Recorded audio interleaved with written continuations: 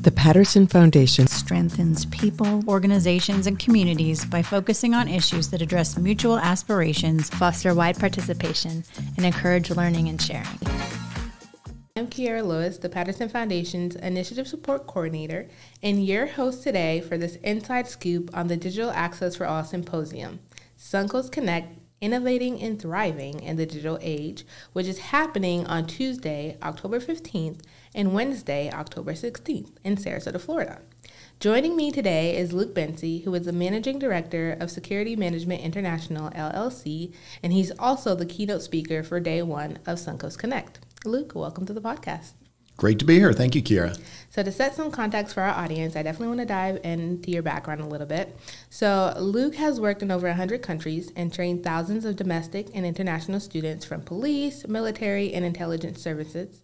He's also been a consultant to the U.S. Department of State, U.S. Department of Defense, Fortune 500 companies, and foreign governments, all the while specializing in conducting strategic and security management assessments, performing counterintelligence, and more. So I definitely think people would be interested in knowing what drew you into this field of work, Luke.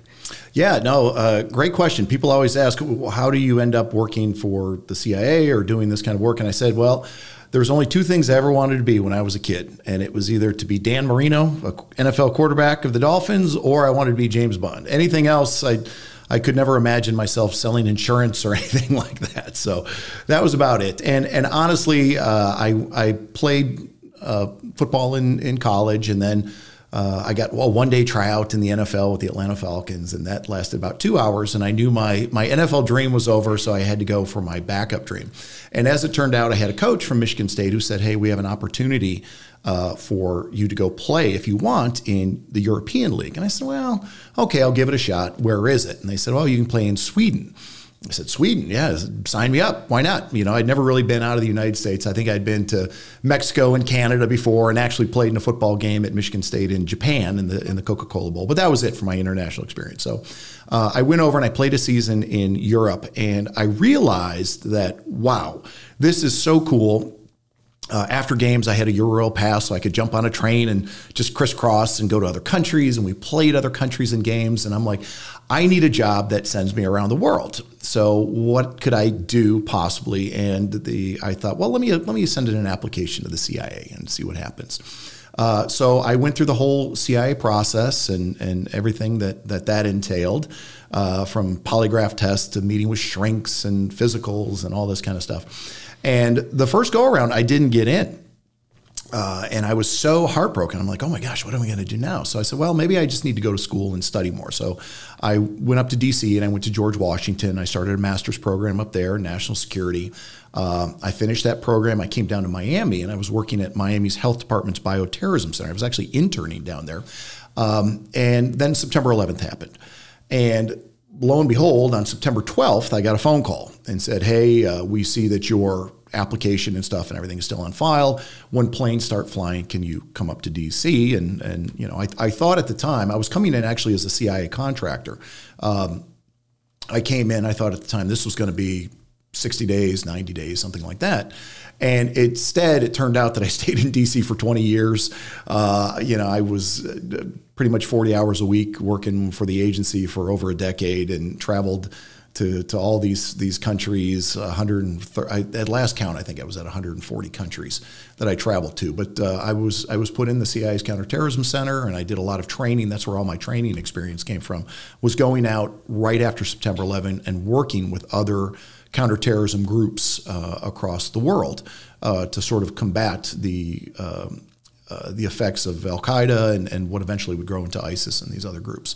Yeah, I did that for about a decade, full-time with the agency, and then went to work Raytheon. I was working with a small contracting company that was bought by Raytheon. I became a Raytheon employee for 3 years, realized that working for a big Fortune 500 defense contractor wasn't my thing. I had a 3-year contract, and my contract ended on a Friday. And my boss called me in to renew my contract. And I said, you know, boss, I think I'm going to go out on my own. So my contract ended on a Friday. And the next Monday, I opened up my own business, Security Management International, in the building right next to Raytheon's on Monday. And eventually, Raytheon became my first client. And I started slowly poaching people, my old coworkers. And I've been running my business now going on 15 years with Security Management International. And then during COVID, my wife and I, we decided we've had enough of DC and came back to Sarasota. I had gone to high school down here. So we just recognized how beautiful it was down here and thought, hey, we're in a world now, a tech world where you don't need office space, that everything is more virtual and you can do things remotely and you don't have to travel as much. So that's kind of how I came full circle back to Sarasota. Oh, well, thank you so much for sharing that journey. It's very interesting to see where you started and where you are now. We're definitely fortunate to have you back in Sarasota and local. And I think you touching on the importance of tech, but also all the opportunities that it affords us is a nice segue to my next question for you, because here at the Patterson Foundation, along with many others, we do believe that everyone having digital access is important because, as you said, our world is going very digital, and now it's like you don't even have an option to really connect. It's more like an expectation. Whether you're working, whether you're learning, the expectation is that you have the internet, you have a device, and you know how to use it. So I'm interested to know, in your work, in your field, how does digital access come to play, especially when you think of security management and intelligence services? Yeah, no, absolutely. So I've been to every country. I was thinking about this today coming in. I've been to every country in Africa with the exception of Angola and Namibia are the only two countries. So I think there's 75, 78 countries in Africa. Those are the only two I haven't been to. Oh. And I love going to Africa. And the thing that always struck me is you could have abject poverty, but yet people would still be using cell phones. Now, these wouldn't be like iPhones or anything like that. They would be, kind of like the prepay ones. But you just saw, it struck me as the thing that people needed more than infrastructure, transportation, anything like that, even housing, was a cell phone. And you begin to realize that, back in those days, would the cell phone then translate into needing a computer or a laptop?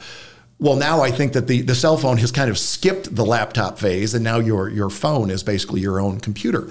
And it's so interesting to see that regardless of the socioeconomic circumstances or the geography or the infrastructure, the power of communication, the power of tech is not going away. It will find a way. So I think our responsibility as just humans in general is to make the world as interconnected as possible.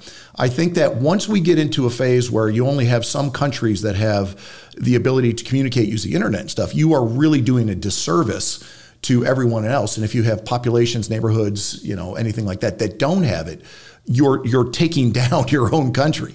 And from an intelligence perspective, as someone who has worked in the intelligence community, I have seen firsthand the power of the internet and the power of communications. A lot of the countries that I worked in were countries that were, I don't know if I would go as far as to call them a dictatorship, but there were certainly a censorship and the restrictions on internet access, on certain sites, on the use of cell phone. I mean, something as simple as something we take for granted here is WhatsApp, right? We all use WhatsApp. It's free, everything like that. There's a lot of countries you go to that'll have WhatsApp, but do not allow for, let's say, cellular communication. I mean, for talking. They'll allow text, but they won't allow speak. And a lot of that is because the monitoring capabilities to monitor the text is there. The government of those countries can monitor the text, but they can't monitor all the phone calls. And there's obviously fears of uprising, coups, all of those kind of things, competitors, political adversaries, and all of those things. So it's really interesting to see sort of at a macro level, globally, how important tech, particularly access to the internet using whether it's a computer or a desktop or a cell phone, how important that is to our daily lives, but more importantly, for the evolution or the progression of our countries. Thank you for definitely pointing out that global perspective, because a lot of times we do focus, the TPF works in a four-county area, four-county region or focus, and that's definitely Charlotte, DeSoto, Manatee, and Sarasota. So it's very interesting for you to bring your insights on what's happening globally, especially when it comes to those countries in Africa, because, we hear often, like, it's not a luxury. Having technology is now a necessity. You want to pay your HOA fees, you want to work remotely, you want to learn. You need to make sure you have one or more of those 3 essential elements to do so. So, in alignment with the intersection of digital access for all, but also intelligence and security management, you are our keynote speaker on Tuesday, October 15th for the Suncoast Connect Symposium, which is literally just a few weeks away now, which is kind of crazy. What can those who will be joining us expect? What do you have in store for us? Yeah, so I'm going to do something a little bit different for people. I'm going to go on a limb and say I'm sure that nobody in this room has heard the presentation that they're going to get, because the topic I'm going to discuss, my speech is going to be called the Carver Mindset. So just for preface, the Carver Mindset. Carver is a CIA acronym, which stands for criticality, accessibility, recognizability, vulnerability, effect, and recoverability. And it's a tool that is used by intelligence officers and special forces to assess situations, to do what we call a target analysis, to sort of read the environment and to determine where the weaknesses, the vulnerabilities may lie, the opportunities may lie. So what I'm going to do is I'm going to present this philosophy, this methodology, if you will, to the audience, and sort of teach them how spies think, because it is a little bit different. When you deal with the world of intelligence, there are no real absolutes. Contrary to what you see in movies, you never get a smoking gun. There's never complete intelligence. Everything is always broken. It's all fractional, and you're always piecing together a mystery.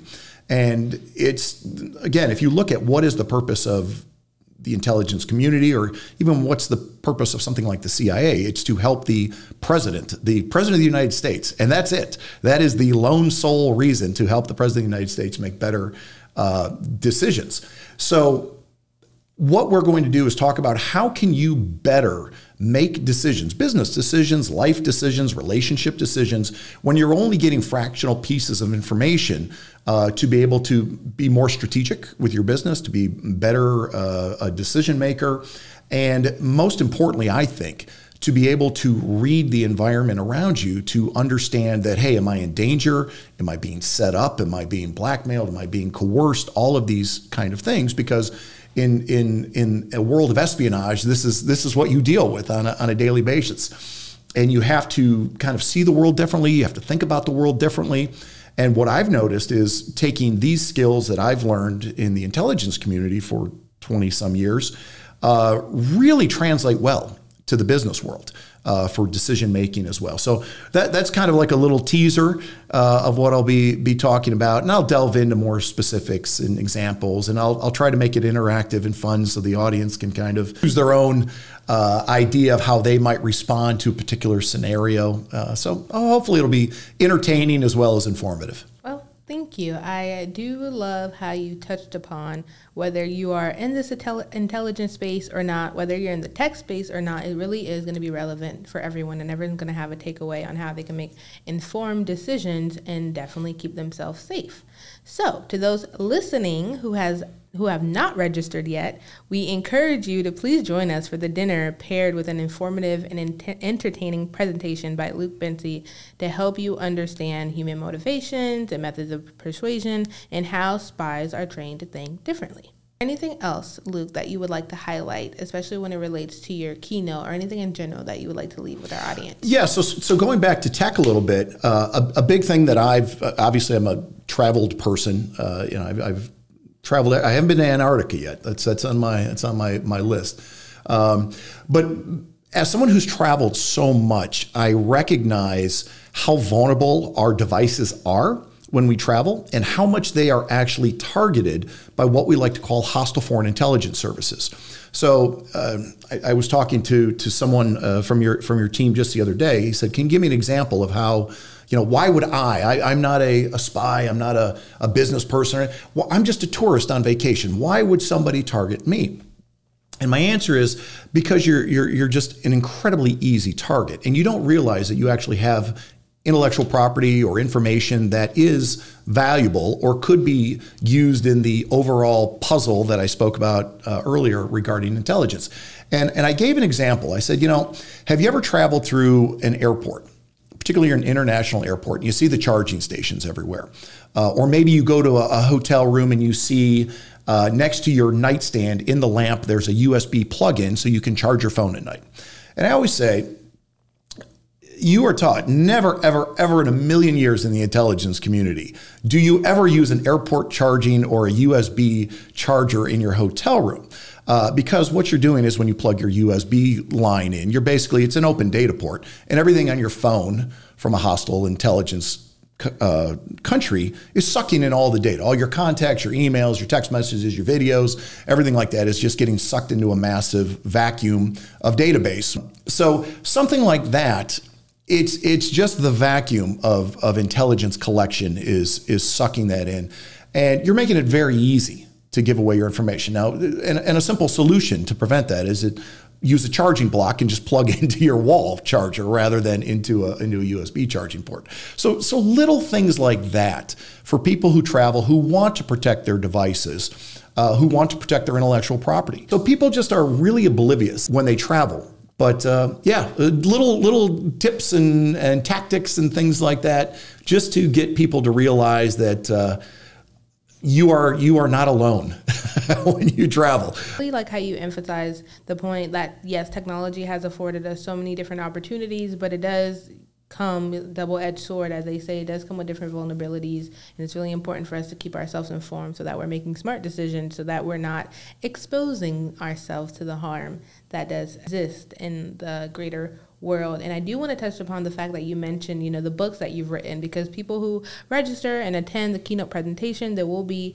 afforded the opportunity to get a copy of your book and to have it signed. So I know we'll be having 2 different copies of your books that I'm hoping you can share the names of them, the titles, and what benefit would someone get from reading one of them. Yeah, so the one that we're going to give away is called Among Enemies, Counter-Espionage for the Business Traveler. And again, this was the first book that I wrote years ago, and honestly, it's still probably the most successful, even though it's 10 years dated. I tried to make all the tips for travelers remain relevant, and I believe that probably 90% have.